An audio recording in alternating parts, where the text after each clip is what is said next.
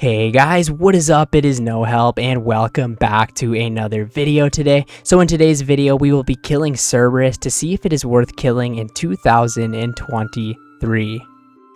Now, Cerberus is a level 318 Hellhound boss that you can kill on any Hellhound task. Located in the Taverley dungeon, you will need level 91 Slayer in order to actually kill this boss.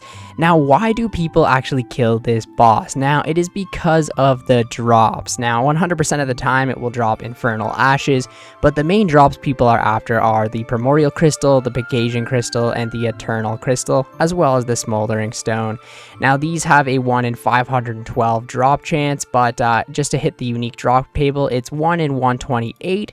So, pretty much what this means is every single Hellhound task you get, you should receive one of these items. And if you do land the Primordial Crystal, oh my good god, Primordial Crystal, 28 million GP, and the other drops are pretty good as well, as long as you don't hit that Pegasian Crystal. That's not a good time.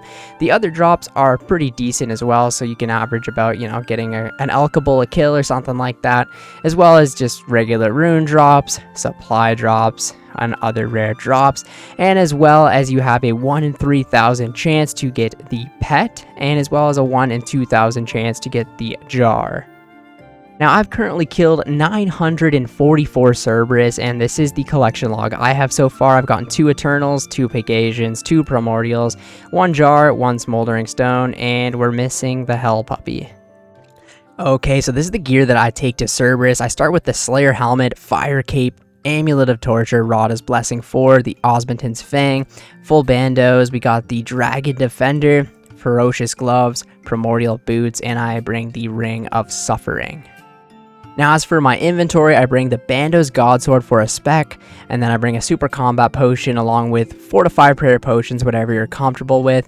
Fill the rest of the inventory up with food. I bring an Escape Teleport to get out and bank, as well as I bring the Book of the Dead, and then in my Divine Rune pouch, I bring Fire Runes, Blood Runes, and Cosmic Runes. Now, this is used to cast the Resurrect spells. Okay, so now I'm going to show you guys on how to get to Cerberus. Now, how to actually get to Cerberus is you want to get to this Taverley dungeon cave right here.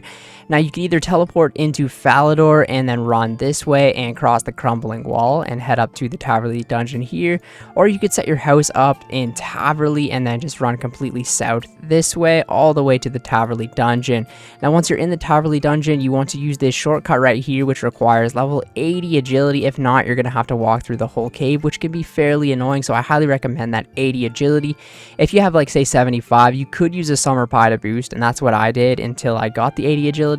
And then you want to cross through here and up into the dungeon right here. Now, this dungeon will lead you into the Cerberus lair. Okay, so this is how I always get to Cerberus. I teleport to Taverley with my house teleport. You can just set up your house here to make it easier for each and every trip. And then I run completely south. Now, the Falador option works just as well, but I just prefer this option because I have it on the construction cave. And then you just want to keep running up this way and pass through here. You should have almost exactly enough energy, so don't worry about bringing a stamina potion or anything. Climb down the ladder right here. Now, this is where the 80 agility really comes in clutch, or you'll have to run through the whole tunnel. So hop over the strange floor right here. If you need to, obviously, like eat a Summer Pie or something to boost up your agility. Now, you can put on Pray for melee right here to avoid any damage from the Hellhounds, because sometimes they can hit you and you lose about 9 to 10 damage, and it can be a little bit frustrating, especially when you're about to kill a boss. And then all you have to do here is enter the cave. Okay, so once you are actually in this cave right here, there's 3 options to kill Cerberus. So every single world, 3 people can be killing the exact same boss, similar to, say, the Abyssal Sire. You want to walk up to one of them and then click peek to see if there's any people inside. If this guy says there's no adventurers inside, you are free to just turn it and you will enter the boss room. And if there is someone in it, you're going to have to hop worlds a couple of times to get a clear world. Okay, so Cerberus is overall a fairly easy boss to do. You want to start by praying melee, put a piety on, drink a Super Combat Potion, and once you enter the room, you want to summon a Greater Skeleton to help you out during the fight. Now, all you want to do is start by attacking him and doing the most DPS that you possibly can. Now, he can do some damage on you from time to time, but as long as you like pay attention to your HP and more importantly, actually your prayer, you should be fine. You want to keep your prayer above 60 at all times because he can eventually spawn an Aru phase, which will do a ton of damage to you because there is these 3 ghosts that come out and you need to pray from them correctly. So as you can see, we're doing a fair amount of damage to him right here. So as you can see, the Aru stage is coming right now. So all you want to do is see it's green first. So green, blue, red, and then you would be praying properly against it. Now, if you do not pray properly, they will hit a 30 on you each time.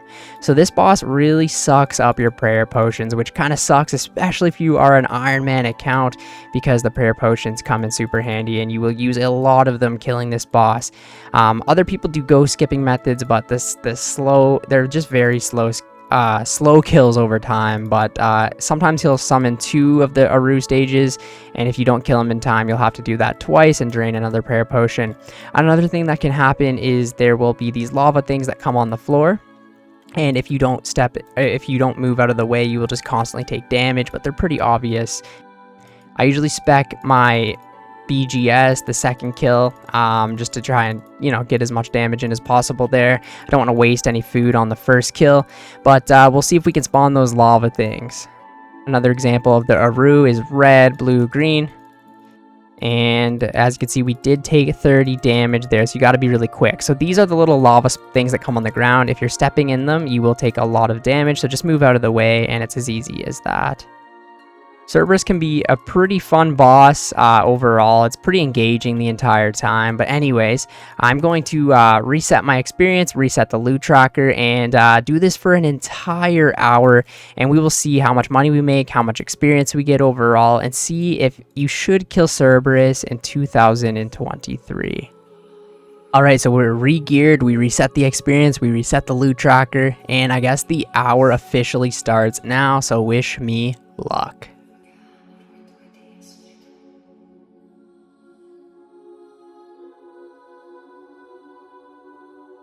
Okay, Pegasian crystal I guess is good. Okay, a smoldering stone, we will take that. We will definitely take that.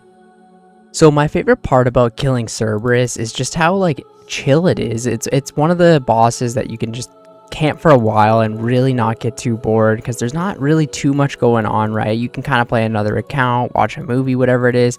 The only really thing you need to focus is this Aru stage when he comes out, and then you have to pay attention to the ghosts and pray correctly, and that's pretty much about it. And you can avoid most damage or all damage if you do it completely properly, right? And then this Gur stage where you have to move out of the way, but other than that, the boss fight is extremely easy and very fun. And the thing about this boss too is the drops themselves are okay. They're not amazing, but if you do land a big ticket drop, you can make a ton of money. So like right here, we get a rune chain body, just a nice average drop, 30k for a kill, right? It's not a big ticket item, but it still helps and provides a little bit of value that you can get some money, get some good Slayer experience. One of the main reasons I like killing Cerberus is I think it has one of the coolest pets in the entire game. It's one of the pets.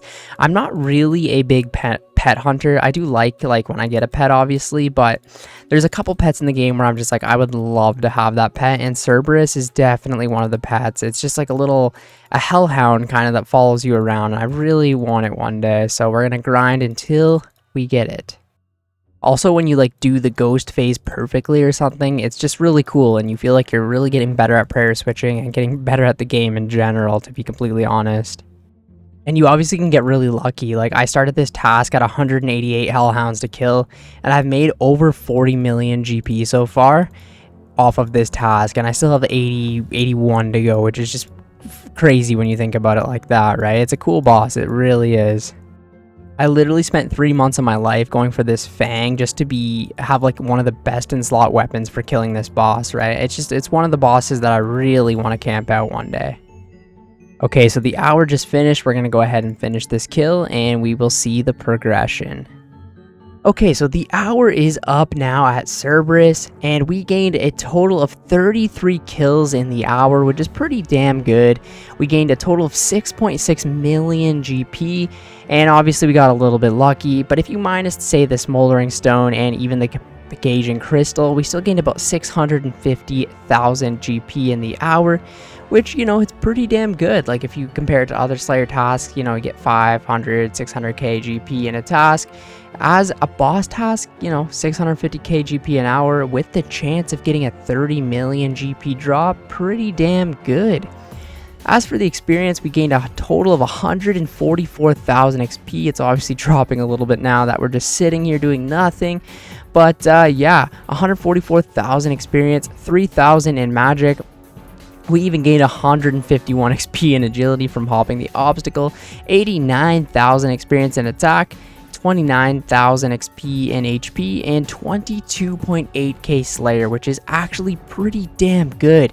A lot of the tasks in the game, you know, even just like the AFK ones, are about 20,000, 30,000 XP an hour. So for a boss, getting 22,000 Slayer in an hour is pretty damn good.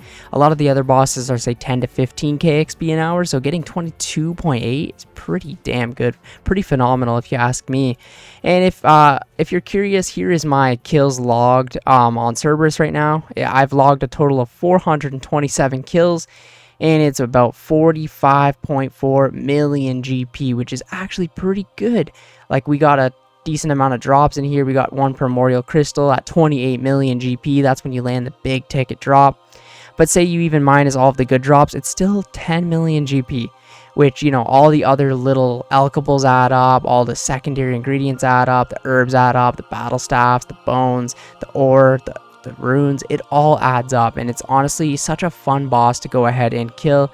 And I'm actually kind of not even mad that I don't have the pet yet. I do like camping this boss, and it is a fun boss overall. You can get a decent amount of kills per hour. Overall, yes, Cerberus is definitely worth killing in 2023. You get about 650,000 GP an hour without a big ticket drop. So if you do land that big ticket drop, you will get paid for it 100%. Anyways, thank you guys so much for watching the video today. If you went ahead and watch the whole video, comment 980 down in the comments below. I always appreciate it. Thank you guys, and I will catch you in the next one. See ya later.